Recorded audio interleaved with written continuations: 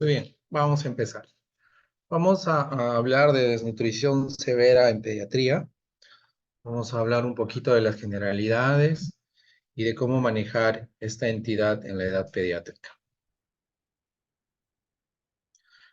Dentro de las principales causas del mundo, causas de muerte en el mundo, la edad pediátrica, vamos a encontrar a las neumonías, a la diarrea y a la desnutrición, no como una entidad propiamente dicha, o sea, no por muerte, por deshidratación, sino que va a ser parte de muchas enfermedades. Es decir, va a haber mucha más mortalidad si un niño con neumonía está desnutrido, si un niño con diarreas está desnutrido, pues las tasas de mortalidad van a ser muy altas, ya que el estado de desnutrición es un estado de inmunodeficiencia.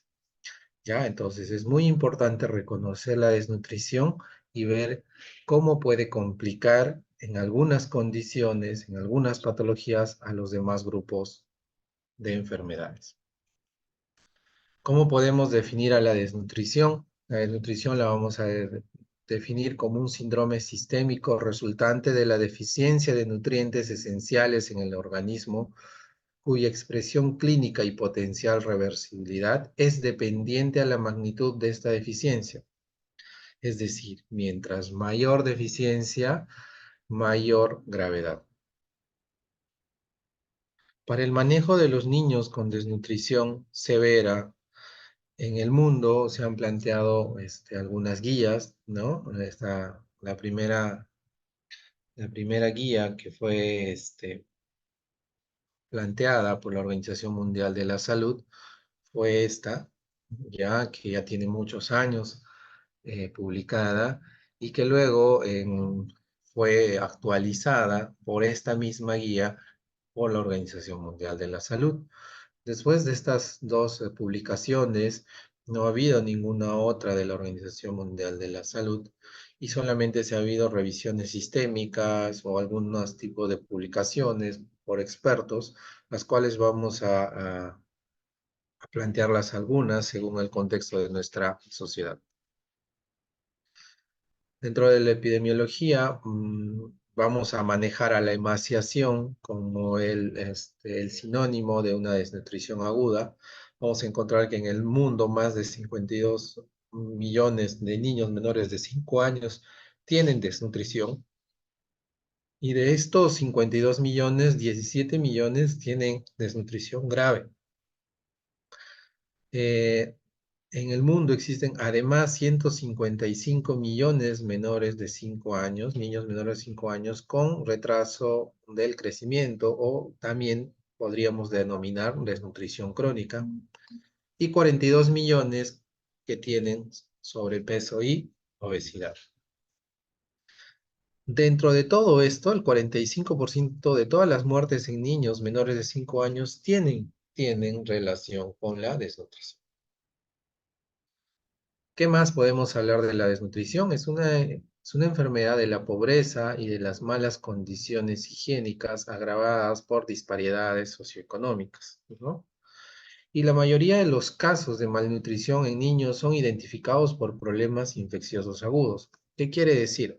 Que ustedes van a identificar a los niños con desnutrición o algún tipo de malnutrición cuando la mamá lo traiga a la evaluación, no por el problema nutricional, probablemente lo va a traer porque el niño está con tos, está con resfrío, está con diarrea, tiene alguna infección en la piel u otra,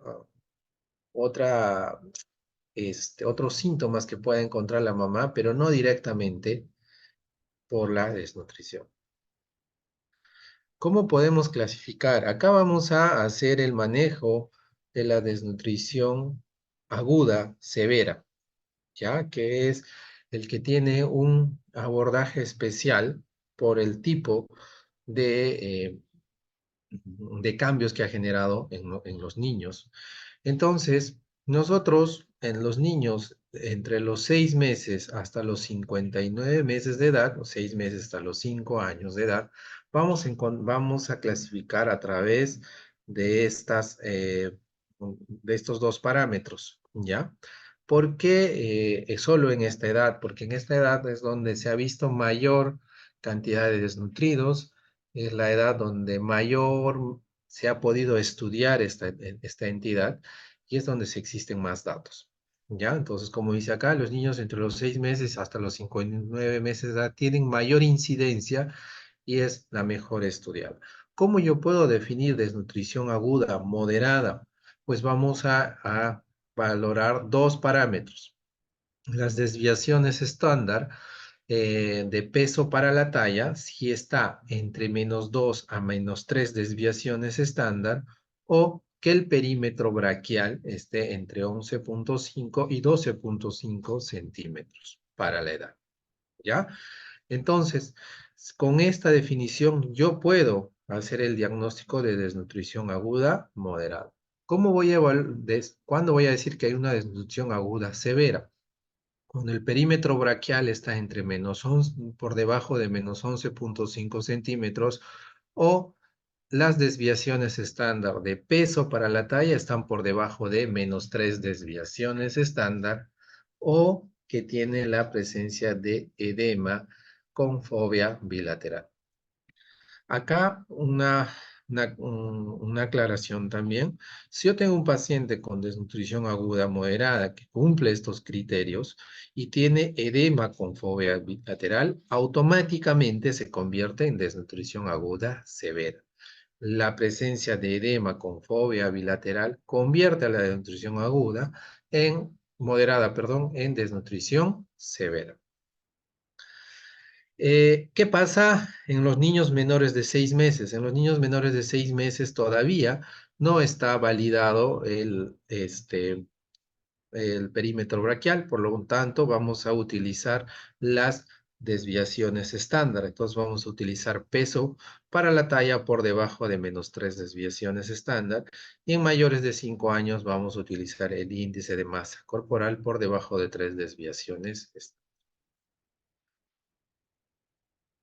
¿Cómo vamos a poder medir el perímetro braquial?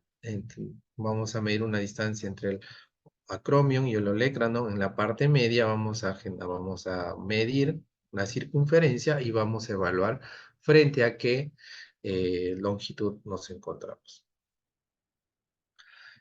Actualmente se han estado clasificando de diferentes maneras la desnutrición aguda severa, complicada y no complicada.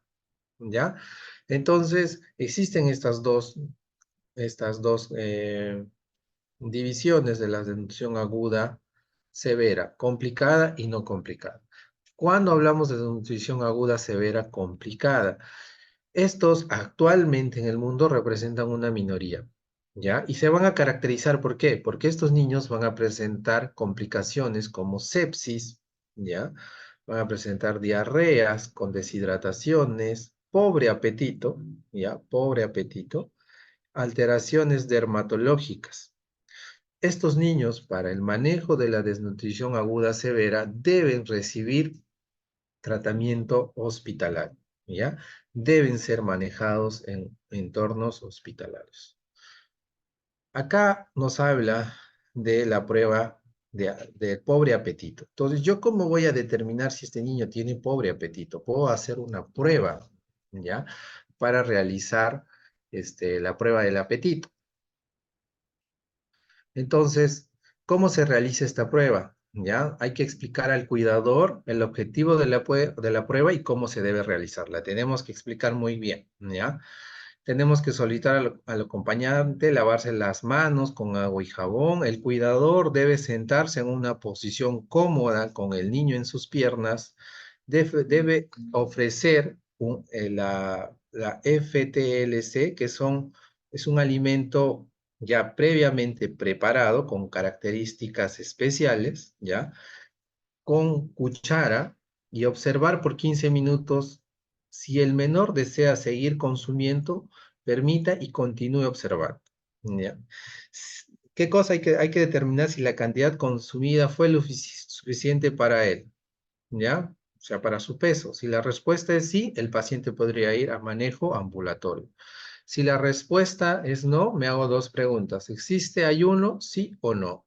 Si es que existe ayuno, hay que situar al cuidador y al paciente en otro ambiente y realicen nuevamente la prueba. Ya, si no existe ayuno, realice nuevamente la prueba en 2 horas. Si continúa rechazando este alimento, considere la prueba de apetito negativo y el manejo debe ser hospitalario.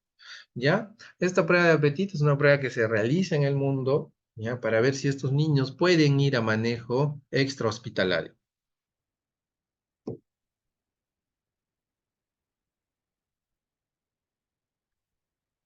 ¿Y a quién vamos a llamar desnutrición aguda no complicada?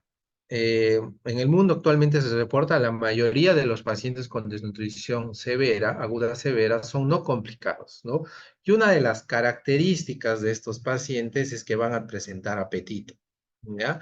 Y van a poder ser manejados en la comunidad. En nuestro país no existen estos centros de rehabilitación nutricional. Nuestro país, todo paciente con desnutrición severa debe ser manejado en un entorno hospitalario. No tenemos estos lugares o estos centros de rehabilitación nutricional. Acá vamos a conocer también otro tipo de clasificación de los tipos de desnutrición severa. Vamos a conocer al extremo de la desnutrición crónica y al extremo de la desnutrición aguda. El extremo de la desnutrición crónica, vamos a conocerlo como marasmo, ¿ya? Y el extremo de la desnutrición aguda se va a llamar kwashiorkor. El marasmo generalmente van a ser esos niños delgados, muy adelgazados, donde no existe, donde hay muy poco tejido celular subcutáneo, con una piel redundante. Y en cambio, los niños con kwashiorkor van a ser aquellos niños edematosos, con múltiples cambios o con lesiones en piel. ¿Cómo podemos hacer la fisiopatología de cada uno? Vamos a tratar de entender qué es lo que pasa con el desnutrido crónico severo y con el desnutrido agudo severo. ¿Por qué son diferentes? ¿Qué pasa con el desnutrido crónico severo? Al ser un niño en el cual va a tener un balance negativo, es decir, va a recibir poco alimento, ¿ya? Va a tener un poco alimento para sus necesidades, va a generar un balance negativo. Y este balance negativo va a hacer que el mismo organismo va a crear unos mecanismos de adaptación, ¿ya? Estos mecanismos de adaptación van a ser, por ejemplo, pérdida de peso, atrofia, hipotermia, anemia, que el cuerpo dice, bueno, si estoy comiendo poco, lo poco que tengo lo tengo que utilizar para mantenerme vivo. Entonces, yo no necesito tener mucha masa muscular, entonces voy a tener poca masa muscular. No necesito vivir a temperatura muy alta porque eso me genera calor, entonces me voy a acostumbrar a vivir en hipotermia. El poco hierro que tengo no lo voy a utilizar en transporte de oxígeno, sino en procesos metabólicos a nivel cerebral que me van a mantener vivo, ¿no? Este periodo de adaptación o esta adaptación a lo negativo o a lo patológico se llama homeorexis. Ya, entonces el paciente va a tener una detención del crecimiento y el desarrollo. ¿Qué va a hacer? Los sistemas energéticos se van a tornar más lentos, los diferentes sistemas se detienen o trabajan deficientes. ¿Qué pasa en el desnutrido agudo severo? En el desnutrido agudo severo, este balance negativo es muy rápido, ¿no? Es muy rápido que al niño no le permite generar un mecanismo de adaptación.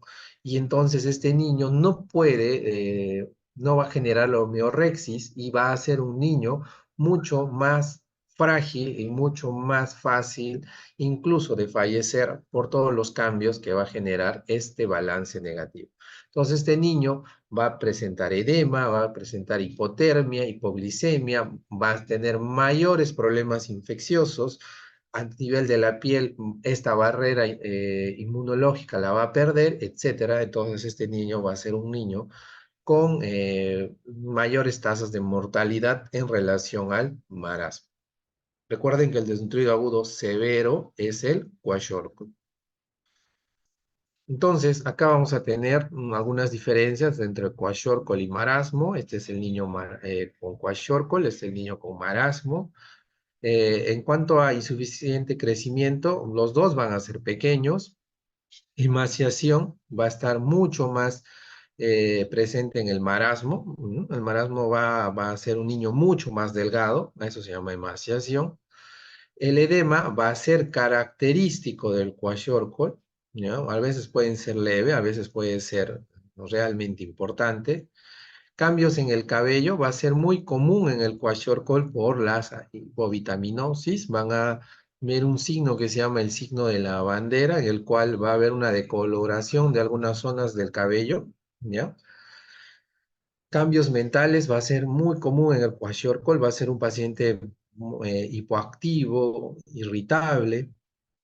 Las dermatosis va a ser más comunes en el kwashiorkor, por ejemplo, esta dermatosis es una dermatitis pelagroide. El apetito va a tener pobre apetito el kwashiorkor, este va a tener mejor apetito. La anemia va a ser mucho más grave en el kwashiorkor y mucho va a haber en marasmo, pero va a ser, digamos, menos leve o menos grave, como dice ahí. La grasa subcutánea va a estar reducida, pero va a haber en kwashiorkor, en cambio el marasmo va a estar ausente.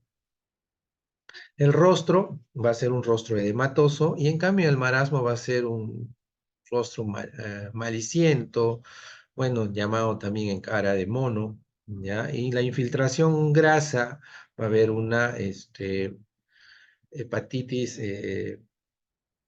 por infiltración de grasa, va a estar más común en o hígado graso va a estar más común en el paciente con kwashiorkor que en el marasmático. Entonces, con todo lo que estamos viendo ahora, lo que hay que entender es que las proporciones relativas de distintos órganos han ido cambiando en los pacientes con desnutrición. La composición química también ha ido cambiando y estos niños, por lo tanto, no van la reacción del desnutrido frente al estrés de cualquier tipo, sea infeccioso, metabólico o cualquiera, no va a ser lo mismo que un niño eutrófico. Entonces, lo que hay que entender hasta acá es que todo niño desnutrido con desnutrición grave no es un niño normal pequeño, no, ya ha cambiado su estructura, ya ha cambiado su composición y esto le va a hacer responder de diferente manera frente a los diferentes tipos de estrés. Vamos a hablar de algunos de estos mecanismos de adaptación que tienen estos niños. Por ejemplo, a nivel cardiovascular va a reducir el gasto cardíaco y el volumen sistólico, la presión arterial va a ser baja, va a reducir la perfusión renal y el tiempo de circulación renal. A nivel de hígado, algo muy importante es que se reduce la síntesis de todas las proteínas, tanto estructurales, de defensa, toda la síntesis de proteínas van a estar alteradas. La producción de energía a partir de sustratos como galactosa y la fructosa se hace mucho más lento de lo normal. A nivel gastrointestinal, la mucosa intestinal va a estar atrofiada, el borde del cepillo va a estar atrofiado, ¿ya? Entonces, y esto va a generar un síndrome de mala absorción.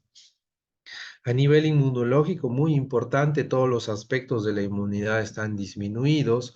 Ya la respuesta inmune en fase aguda está disminuida. ¿A qué quiere decir? Si un niño está con neumonía, no va a ser una respuesta compensatoria, no va a ser taquipnia, no va a ser fiebre. Le tomamos un hemograma, puede estar incluso normal, ¿no? Está con infección urinaria. De igual manera, todas las respuestas de fase aguda van a estar alteradas. A nivel endocrinológico, los niveles de insulina están reducidos y tiene pobre tolerancia a los cambios de glucosa. Hay que tener también mucho cuidado porque si yo quiero quiero alimentarlo a este niño y le doy una carga este, nutricional alta con niveles de glucosa alto, lo puedo descompensar más bien este niño, ¿no? Entonces hay que entender mucho su nuevo metabolismo o su homeorexis. En este caso, no va a ser homeostasis, sino va a ser homeorexis en lo que viven estos niños. A nivel a nivel celular, como habíamos comentado, va a haber una alteración en la producción de las proteínas y recuerden que la pared celular está compuesta por proteínas, ¿no? Entonces, a este nivel también va a haber algún tipo de alteración. ¿Y qué se va a alterar? Se va a alterar la bomba sodio-potasio ATPase. ¿Qué va a pasar? Que los líquidos del del intracelular van a salir al extracelular. Por eso vamos a tener el potasio y el magnesio fuera, y al contrario vamos a ver que el sodio va a ir a nivel intracelular. Es decir, vamos a tener una falsa hiponatremia, pero sí vamos a tener hipocalemia, ¿ya? Hipocalemia. ¿Cómo vamos a tratar al paciente? ¿Cómo vamos a tratar al paciente? Para el tratamiento del paciente vamos a tener estas 10 fases, o perdón, 10 pasos que nos da la Organización Mundial de la Salud para el tratamiento de los niños con desnutrición severa. Primero vamos a encontrar una fase de estabilización y una fase de rehabilitación, ¿ya? Fase de estabilización y fase de rehabilitación. Vamos a ver que primero vamos a tratar hipoglicemia, hipotermia, deshidratación, los trastornos electrolíticos, todos estos los vamos a desarrollar. Primero vamos a ver la hipoglicemia, ¿ya? Siempre hay que tener en cuenta que si yo tengo un niño con hipoglicemia, que es menos de 50 miligramos por decilitro, tengo que pensar que mi paciente de repente está en hipotermia. Entonces, la hipotermia y la hipoglicemia siempre van a estar juntas. Si tengo una, descarto la otra, ¿ya? Generalmente se precipitan por ayunos prolongados, entre 4 o 6 horas, ¿no? O porque el niño puede estar infectado también, ¿no? Entonces, hipotermia más hipoglicemia, pensar si al paciente no le estoy dando alimentos o puede estar infectado. Cuando yo sospecho, son signos de hipoglicemia, la hipotermia, apnea, anorexia, apatía o letargo. ¿Qué hago si un paciente está con hipoglicemia? Primero, ¿está consciente o está inconsciente? Si está consciente, 50 mililitros de glucosa o sacarosa o dextrosa al 10% por vía oral o por sonda nasogástrica. Esta cantidad de azúcar la puedo conseguir mezclando una cucharada de azúcar más 3.5 cucharadas de agua. Si mi paciente está inconsciente, le voy a dar por vía endovenosa 5 mililitros por kilo de dextrosa al 10% por vía endovenosa. Corrijo la hipoglicemia y después de dar la hipoglicemia voy a mantener una euglicemia dando un régimen que se llama F75. El F75 es una fórmula especial para los niños en fase de estabilización, es decir, en pocas palabras, le corrijo la hipoglicemia y le voy a dar su alimento, en este caso la F75, ¿no? Después de corregir, a las 2 horas ya empiezo a dar mi F75. Después vamos a ver cómo se rige. ¿Cómo debemos prevenir la hipoglicemia? Perdón un ratito. Hay que alimentar al niño cada 2 horas desde que desde que lo estamos manejando, ¿ya? Siempre cada 2 horas, siempre hay que alimentarlo en la noche, ¿ya? A veces en la noche hay muchos problemas de hipoglicemia, entonces hay que tener un personal adecuado que se encargue de estar dando, en este caso F75 cada 2 horas, ¿ya? Para que no tengamos el problema de la hipoglicemia. ¿Qué pasa cómo manejamos la hipotermia? Primero, hipotermia es menos de 35.5 a nivel rectal o menos de 35 axilar.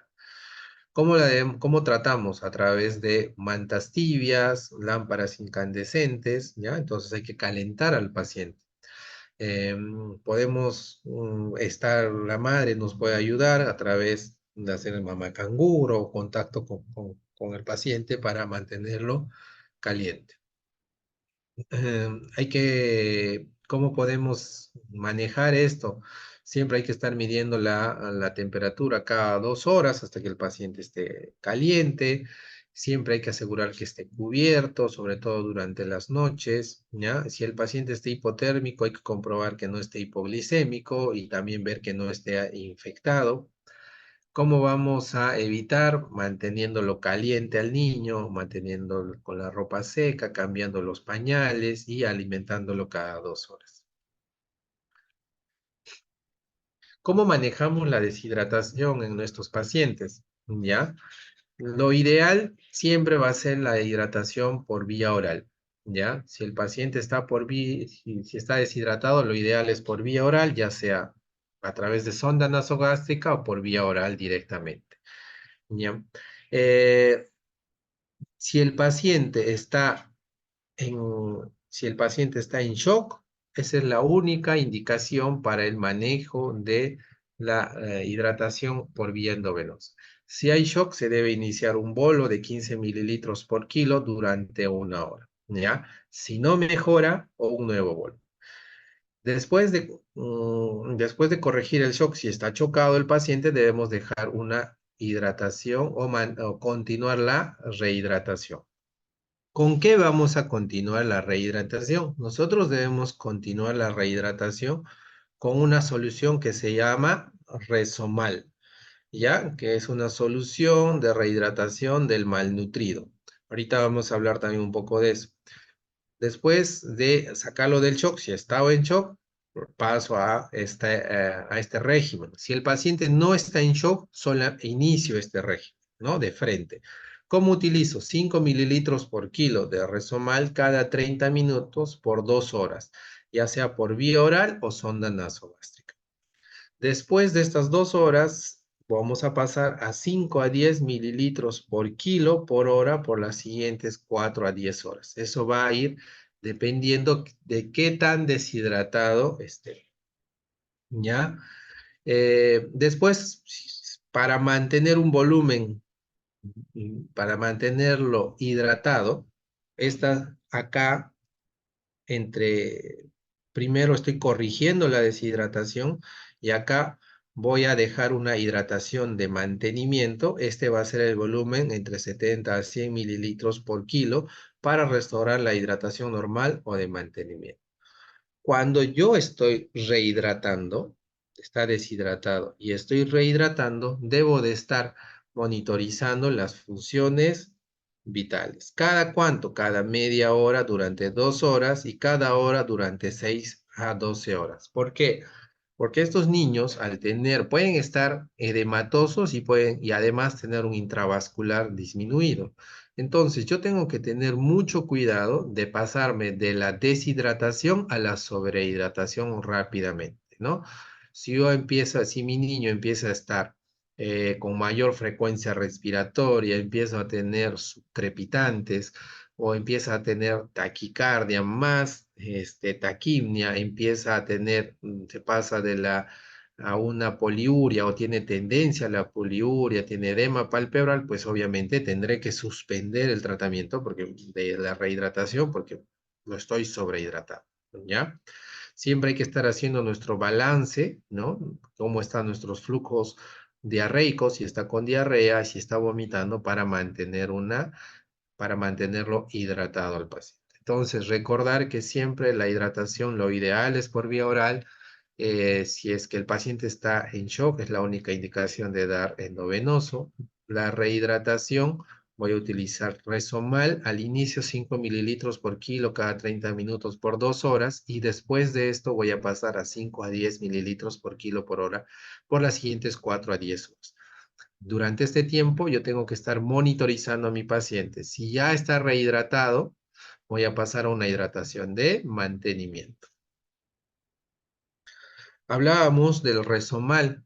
¿Qué cosa es el Resomal? ¿Ya? El Resomal eh, es una solución cuya característica importante es que tiene menos sodio. ¿Ya? Recuerden que es un niño que tiene una falsa hiponatremia y tiene hipocalemia, ¿no? Por los trastornos que hemos visto. Entonces, yo no le puedo dar las sales de rehidratación tradicional que conocemos de la Organización Mundial de la Salud, tienen 90 mini equivalentes de sodio. Entonces, si yo le doy esta cantidad de sodio, puedo generar problemas a nivel cerebral a este niño. Entonces, el Resomal, una de sus características es que tiene menos cantidad de sodio y tiene mucho más potasio y magnesio que las sales de rehidratación tradicional. ¿Cómo yo puedo preparar un resomal? Entonces voy a diluir 1 litro de las sales de rehidratación estándar en 2 litros. Normalmente estas sales se diluyen en 1 litro, ¿ya? Vamos a diluirlo en 2. A esto vamos a agregar 50 gramos de sacarosa, ¿ya? Entonces aproximadamente 4 cucharadas de azúcar. Y vamos a agregar 40 mililitros de una solución que se llama mezcla mineral. Mezcla mineral es son unas ampollas que normalmente tienen potasio, el que le falta, ¿ya? Zinc, cobre, magnesio, que son generalmente los electrolitos que más problemas tiene el desnutrido severo. Pero ¿qué pasa si es que ustedes no tienen mezcla mineral? Porque no es fácil encontrar mezcla mineral. A esta solución de 2 litros le voy a agregar 50 mini equivalentes de una solución de cloruro de potasio, ¿no? El hipercalium, yo hago una regla de 3 simple y saco 50 mini equivalentes, y eso lo he hecho a mis 2 litros, y con eso estoy tratando de preparar una solución Resomal. A nivel de los otros electrolitos, recuerden, hay un exceso de sodio corporal, aunque haya hiponatremia. Es muy común que ustedes evalúen a estos pacientes, le tomen sus exámenes de ingreso y encuentren hiponatremia. Recuerden que es una falsa hiponatremia. El potasio y el magnesio sí se deben corregir, pero en forma lenta, ¿ya? Normalmente la corrección se hace en 2 semanas. Se debe administrar a través de suplementos de potasio de 3 a 4 minimoles por kilo por día, o suplementos de magnesio de 0,4 a 0,6 minimoles por kilo por día. En cuanto a las infecciones, ya, todos los niños con desnutrición aguda severa están infectados hasta no demostrar lo contrario. Entonces deben ser tratados empíricamente con antibióticos de amplio espectro. A menudo presentan infecciones, recuerden que no tienen signos clásicos como fiebre, taquidia, taquicardia, y los pocos estudios formales que hay, que son limitados, han demostrado los beneficios de dar antibiótico-terapia en estos pacientes, ya que han mejorado la supervivencia. ¿Qué antibióticos se utilizan? Bueno, antiguamente se utilizaban ampicilina más gentamicina. Actualmente en nuestro país, ante la alta resistencia, se debería utilizar ceftriaxona, 50 miligramos por kilo por día. Si hay diarrea prolongada, ya se podría agregar metronidazol. Si los pacientes tienen parásitos intestinales, se podría administrar mebendazol. ¿Qué pasa si el paciente tiene VIH? La terapia antirretroviral se debe iniciar después de estabilizar al paciente, ¿no? Después de corregir sus problemas metabólicos y sacarlo de la sepsis. Si hay sospecha de TBC, se debe estudiar, porque en estos estados de inmunodeficiencia también puede haber tuberculosis. En relación a otros micronutrientes, siempre hay que recordar que el hierro va a ser, de todos los micronutrientes, el que va a esperar para ser corregido. El hierro se va a empezar a administrar a partir de la segunda semana, es decir, en la fase ya de rehabilitación, ¿ya? O en la fase de recuperación. En la fase de estabilización se dan todos los micronutrientes menos el hierro. ¿Qué pasa con la vitamina A? La vitamina A se debe dar por vía oral, se debe dar los días 1, 2 y 14 de tratamiento, ¿ya? A estas dosis, 200.000 unidades internacionales en mayores de 2 meses, 100.000 unidades internacionales entre 6 y 12 meses, y 50.000 unidades internacionales entre 0 a 5 meses. Además, durante 2 semanas se debe ir administrando ácido fólico, 5 miligramos, perdón, el primer día, y luego 1 miligramo día. Zinc, 2 miligramos por kilo por día. Cobre, 0,3 miligramos por kilo por día. Y el hierro, 3 miligramos por kilo por día, cuando el paciente ya esté en fase de recuperación. ¿Cómo debemos alimentar a estos pacientes? Ya recuerden que estos niños, se han acostumbrado a vivir en un balance negativo, es decir, comer poco, tener pocas calorías como ingreso diario. Entonces, si yo le doy de un momento a otro muchas más calorías, puedo descompensar estos. Entonces, a esto, para el inicio del tratamiento nutricional, vamos a empezar con algo que se llama alimentación prudente. ¿Qué dice? Que vamos a empezar un régimen que proporcione calorías y proteínas necesarias para mantener los procesos fisiológicos básicos. Ya en esta edad, en esta primera fase, mi meta no es que gane peso, sino que se estabilice. Debemos alimentar al niño tan pronto como sea posible, ¿ya? Hay que darle tomas pequeñas pero frecuentes. Recuerden que estos niños están con todo el problema a nivel gastrointestinal, el borde en cepillo eh, debe estar abolido, va a haber un síndrome de mala absorción, entonces hay que darle volúmenes pequeños y frecuentes para que se pueda absorber.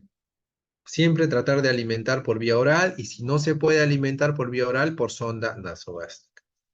¿Cómo yo debo calcular el volumen? El volumen tiene que ser entre 100 a 130 mililitros por kilo por día. 100 mililitros y el niño tiene edema. Ejemplo, si yo tengo un niño de 10 kilos, debe recibir entre 1000 a 1300 mililitros. ¿De qué? De F75 ya en 24 horas. Pero si el niño tiene edema y es un kwashiorkor, pues tendrá que recibir solamente 1000 mililitros de F75 al día. ¿Ya? Si está recibiendo lactancia, hay que alentar a que la madre le siga dando leche materna. Hablábamos del régimen F75. F75 es una fórmula de 75. ¿Qué quiere decir fórmula 75? Que tiene 75 calorías en 100 mililitros. Eso significa. Entonces, tiene 75 calorías y 0,9 gramos de proteína por 100 mililitros. Esos 1000 o 1300 yo lo voy a dar en 24 horas. Si tengo esos 1000, si quiero el primer y segundo día, lo voy a dar cada 2 horas. Entonces, 1000 lo voy a dividir entre 12, ¿no? Y esa cantidad voy a darle cada 2 horas, por ejemplo, ¿no? Después, a quinto día, ya lo puedo pasar cada 3 horas, ¿no? Entonces, esos 1000 lo voy a dividir en cada 8, ¿no? Luego voy a pasar a cada 4 horas, ya lo voy a dividir entre cada 6 horas. Chicos, permítanme un segundo, por favor, les voy a dar un segundito nada más.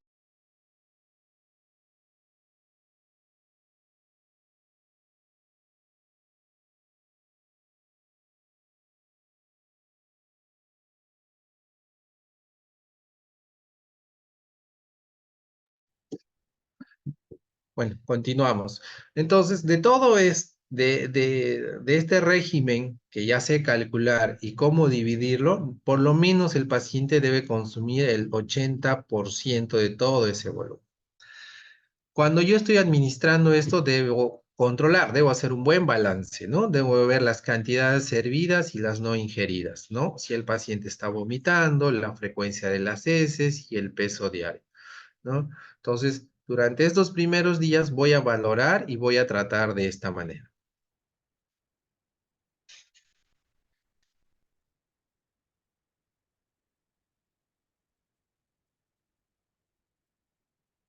Después vamos a hablar de la fase de rehabilitación, ¿no? La fase de rehabilitación generalmente va a entrar ya en la segunda semana de tratamiento. En esta fase de rehabilitación, el paciente ya debe haber recuperado el alimento, perdón, el apetito, ya el paciente debido controlar ya los procesos infecciosos. Y en esta fase lo que se busca es el aumento rápido de peso. En esta fase sí mi objetivo va a ser básicamente el aumento de peso. Entonces, ¿qué voy a hacer? Mi fórmula F75 la voy a reemplazar por una fórmula F100, pero esto la voy a hacer en 48 horas. Tengo que hacer una fase, como que una fase de transición entre la F75 y la F100. Recuerden que si yo cambio de bruscamente, puedo generar, voy a descompensar y hay algo que se llama un síndrome de realimentación en estos niños que puede agravar una hipofosfatemia o una hipomagnesemia y descompensar al paciente. ¿Ya? Entonces, ¿qué características tiene esta F100? ¿No? Esta F100 ya tiene 100 kilocalorías por 100 mililitros y miren la cantidad de proteínas que ya ha aumentado. Ya tiene 2,9 gramos. Este niño ya se estabilizó, entonces ya puedo empezar a que gane peso. ¿Ya? Entonces, en esta transición voy a iniciar con un volumen total de 150. Recuerden que habíamos iniciado con volúmenes de 100 a 120, ¿no? De 100 a 120. Perdón, chicos, estoy en el hospital, un ratito me están llamando.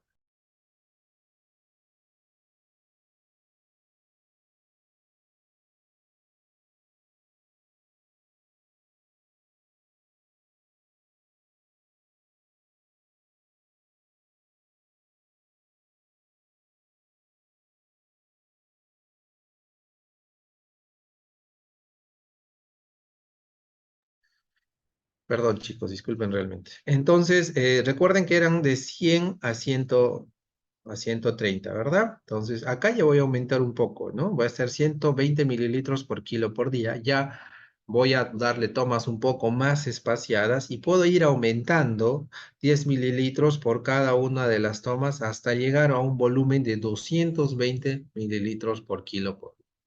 En esta etapa sí hay que estar controlando muy bien las funciones vitales, porque si tengo un aumento de la frecuencia respiratoria en más de 5 por minuto o una cardíaca más de 25, tengo que reducir el volumen. Significa que le estoy dando mucho volumen. Lo que hay que tener mucho cuidado es en sobrehidratar a mi paciente.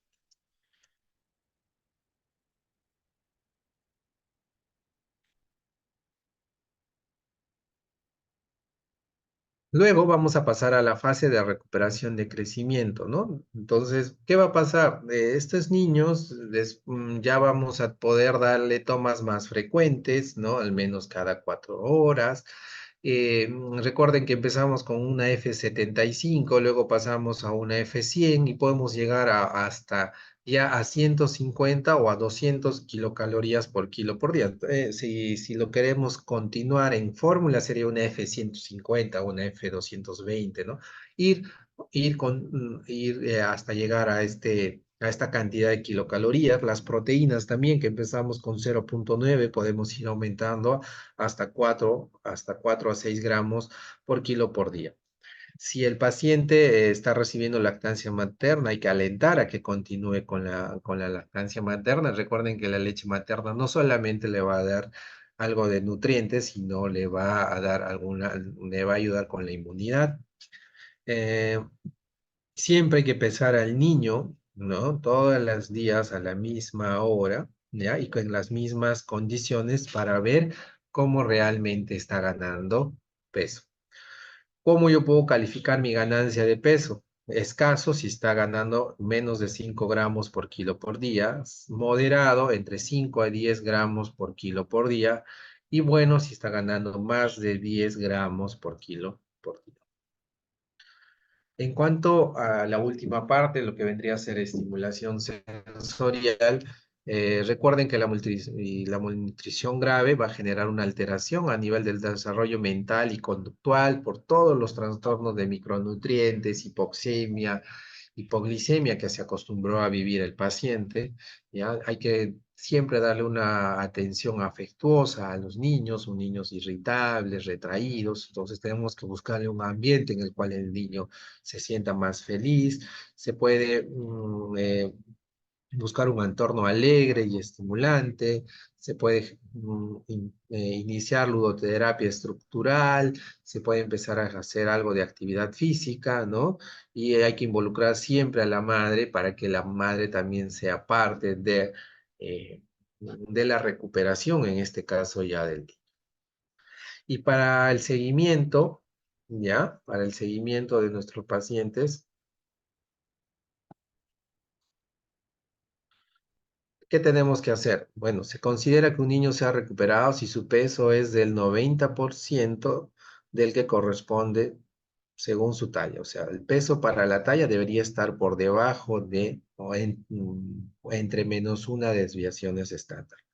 Hay que seguir con la alimentación adecuada, siempre hay que estar orientando sobre la cantidad de calorías y nutrientes. Acá nos ayudan mucho nuestros amigos de nutrición. El niño debe continuar con la estimulación sensorial, periódicamente hay que realizar exámenes, debería volver a su esquema de vacunación y si es que es necesario dar vitamina A cada 6 meses, ¿no?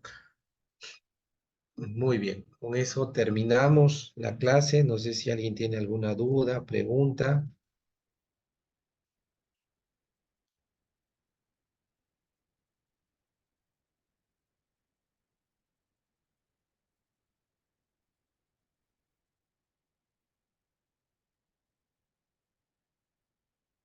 ¿Todo claro? Doctor, una pregunta. Sí, te escucho. Cuando estamos dando el régimen de F75 y alentamos a seguir usando la lactancia materna, no se disminuye la cantidad de F75 que damos por la lactancia, ¿verdad? Normalmente la leche materna, si quieres hacerlo en F, si quisieras darle cuántas calorías tiene,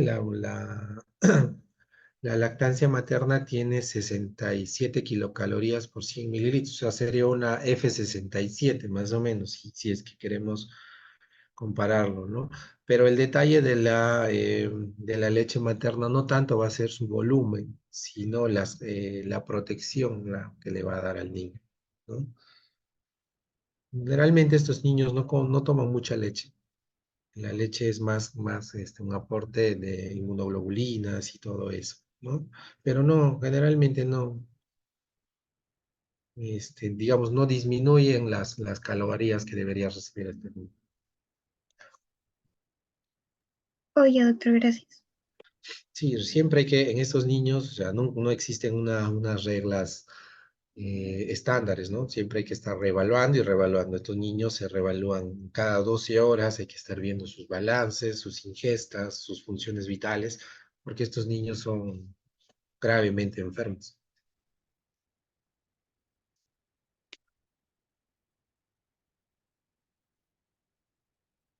¿Alguna otra duda? Doctor, disculpe, ¿puede explicar brevemente de nuevo la parte del régimen 75 y el régimen, me parece, el F100? ¿La transición? Ajá. ¿Esto? Allá. Como les El decía, F75 primero. Ajá. el F75, o sea, tú tienes un paciente de 10 kilos, ¿no? Y no tiene edemas, entonces vas a trabajar con 130. Entonces tú dices, este niño va a recibir 1300 mililitros de F75 en 24 horas, ¿está bien? Entonces, ¿cómo estos 1300 los voy a dividir? ¿Cómo lo voy a administrar? Lo voy a administrar cada 2 horas, digamos. Cada 2 horas. En estos primer y segundo día cada 2 horas. Entonces, estos 1300 lo voy a dividir entre 12, ¿no? Porque van a ser 12 tomas para hacer cada 2 horas, ¿ya? Entonces, no sé cuánto sale 1300 entre 12. Ese volumen tú le tienes que administrar cada 2 horas. Luego, si te tolera bien, ya no lo divides cada 12, sino lo vas a dividir cada 8. Si te toleró bien durante estos días, ya no lo vas a dividir cada 8, sino cada 6. ¿Me entiendes? Entonces vas a ir espaciando la cantidad. La meta de todos esos 1300 que te tome, por lo menos, o sea, de esos 1300 debería tomarte el 80% diario, ¿no? Después de esta semana, ya estás en el día 7, vas a hacer tu transición a F100, ¿no? Entonces, ya no vas a trabajar con 130, sino con 150. Entonces, ya 150 por esos 10, digamos, que tenga tu paciente, vas a poner 1500. 1500 lo vas a dividir cada 6 o cada 4, según veas cómo está tu paciente, ¿no? Entonces, y de ahí vas a ir aumentando 10 mililitros por cada una de las tomas hasta llegar a un volumen de 220.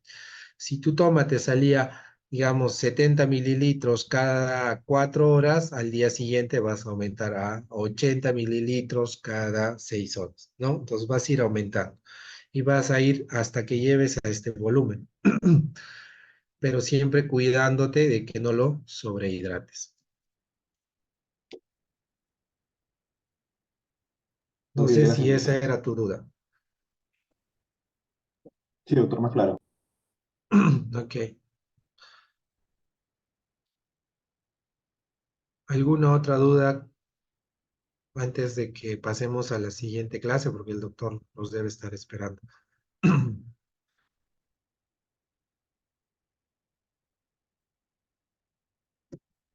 De todas maneras, igual yo les comparto la exposición. Cualquier duda me pueden escribir. Eh, no sé, si es que no hay más preguntas, con eso terminamos las clases de hoy. Ha sido un gusto.